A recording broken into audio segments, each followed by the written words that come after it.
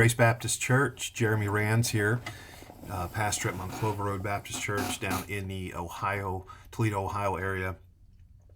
I had the privilege of being with your church in a couple of times just recently. One was with the men on a Sunday evening, and the other was at your marriage weekend that you had. And what a great privilege that was, and I enjoyed my time with you. And what an honor it is to be a part of this summer event that you have, and an emphasis that you have placed on your family. We're doing the same thing here in Monclova. Family is so important, and we're making a big emphasis on Wednesday evenings in the area of marriage and parenting, finances. And so I'm so thankful, and I know you're probably thankful as well, that your pastor in leadership there at the church is putting a priority on your home. I've been asked to put together just a short video for your church, and I want to commend you for listening to this. I want to commend you for making your family a priority and being a part of these Wednesday nights. In Proverbs 18, verse number 21, the Bible says, "Death and life are in the power of the tongue, and they that love it shall eat the fruit thereof." Death and life are in the power of the tongue, and they that love it shall eat the fruit thereof. What a wise man Solomon was, wisest man to ever live outside of Jesus Christ. He's speaking to us about the tongue, and I want to talk today about this area of communication. The single biggest problem in communication is the illusion that it is taking place. And what I mean by that is a lot of people communicate, but they're not communicating in a way to where the people that are hearing them are understanding it. And so oftentimes in counseling, I can meet with a husband and wife, or a parent and a child, and both of them tell me a conversation that was had, but tell me from a different perspective. We think we're communicating, but if we're not truly understanding what's being said, then communication truly isn't happening. And two people can hear the same sentence and come away with a different translation. The Bible says in Proverbs 25:11, "A word fitly spoken is like apples of gold in pictures of silver." A word fitly spoken.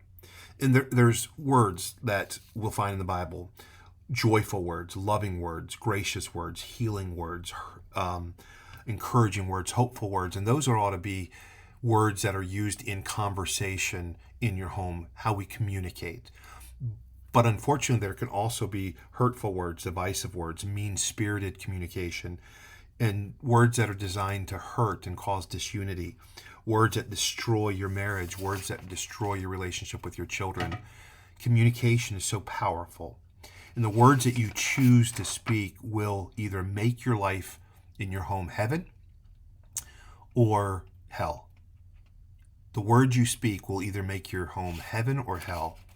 And we're going to address communication in the home today. So just for the next few moments, I want to talk about communication in the home.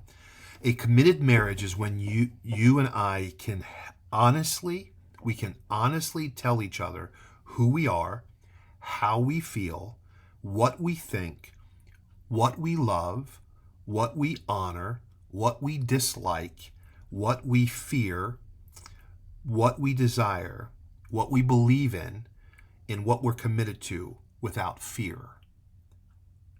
That's a committed marriage. Oftentimes people fail to communicate because they're afraid of what the ramification is going to be of when they communicate. And a lot of marriages are damaged, and a lot of parenting between parents and children are hurt because their communication, there's fear there. And we need to be able to communicate. We need to be able to talk in the home without fear. Somebody ought to be able to address their concerns, their likes, their dislikes, their questions, their concerns, without being in trouble for addressing how they feel. Many people are married, but few have a committed marriage. And communication can produce a loving and committed marriage. And often in our world today, and unfortunately in our churches, families are crumbling. And I believe that many are crumbling because of the failure of communication, godly communication. As Proverbs says, Death and life are in the power of the tongue. That power, that tongue, that ability to communicate or not communicate is so powerful. The words we say are so powerful. They can either heal or cause great damage. And the strength of the church is in the home. And I commend you for being a part of this on Wednesday nights and your pastor for doing this, because the strength of a church is going to be found in the strength of the home. I wonder how many of you have ever been misunderstood when you spoke. Probably, if we're all honest, we'd all raise our hand.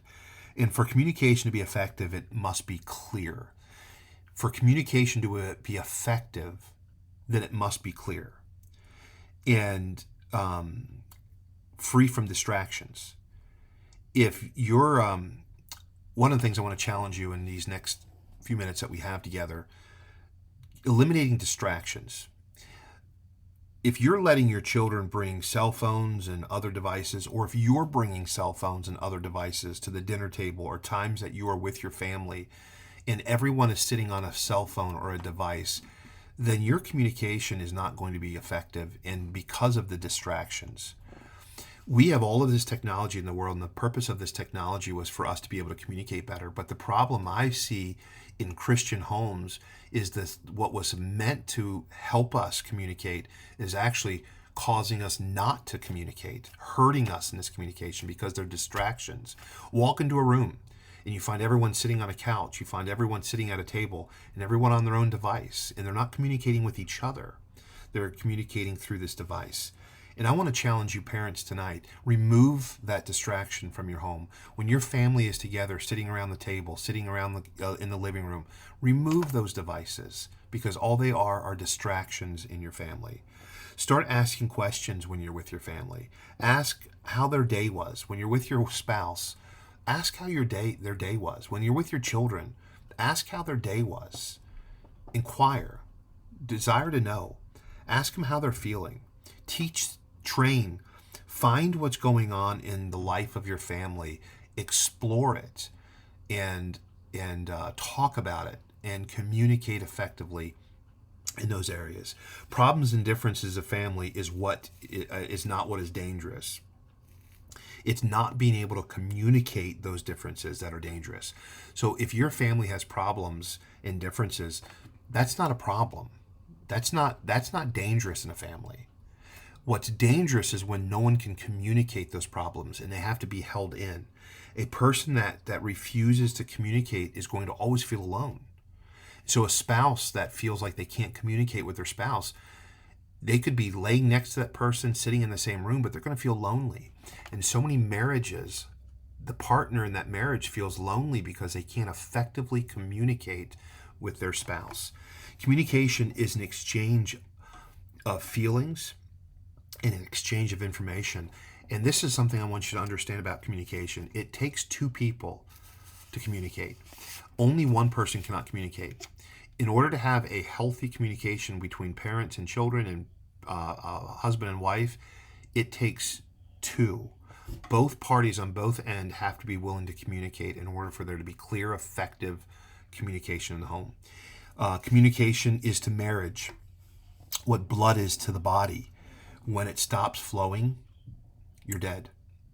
Communication in your marriage is like blood in the body. When it stops flowing, you're dead. And communication is not yelling, it's not debating, it's not out talking the other person. Communication ought to be done in a very kind, loving, compassionate way. Psalm 51:10 says this: create in me a clean heart. That word clean can also be interpreted as a listening heart. Allow me to listen, Lord, and renew the right spirit within me. You have to be willing to listen if you're going to properly communicate. Communicating is not one person doing all the talking. God gave us 2 ears and 1 mouth, and we ought to listen twice as much as we talk. And so my time is done, and that was a quick 9 minutes, but I hope that this has been a help to you and an encouragement to your family. Again, I want to commend you for taking the time to work on your family and work in your parenting. And I want to encourage you to communicate. Your words matter. Your tongue can either destroy or it can build up. Make communication godly, proper, clear communication, a focus in your family this week. And I'm interested in hearing how you apply this to your family and to your life there with the people God has blessed you with. I pray that you have a great evening, and I thank God for your church and the work you're doing there in Gaylord. Lord bless you.